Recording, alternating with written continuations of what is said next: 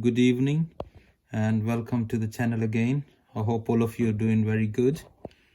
I really hope you're enjoying all the videos. Thanks for subscribing and watching all of the videos. Thank you so much, everybody. Today I'm just going to show you basically all the new 11 and 12 series, how to switch them off. I have iPhone 11 Pro here.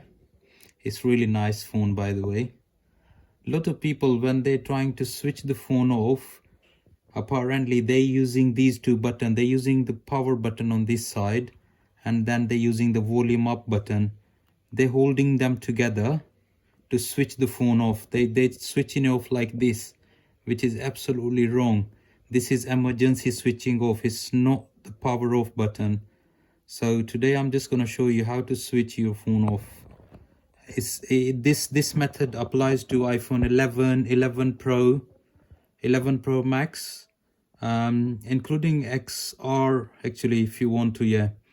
And then 12 Pro, 12 Pro Mini, and 12 Pro Max, yeah, all the 12 series as well. So all you need to do is you press the volume up button, volume down button, and then you press and hold the power button. Here you go. So apparently the slide which appears in the middle most of the time is not appearing anymore. This means that this is normal method to switch your phone off or power your phone off. Here you go. Yep, that's all you need to do. So instead of pressing them two buttons like this one and this one, you press the three buttons in a sequence.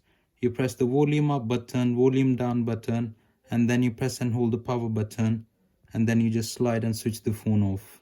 Simple as that. Yeah, that's all I wanted to let you know.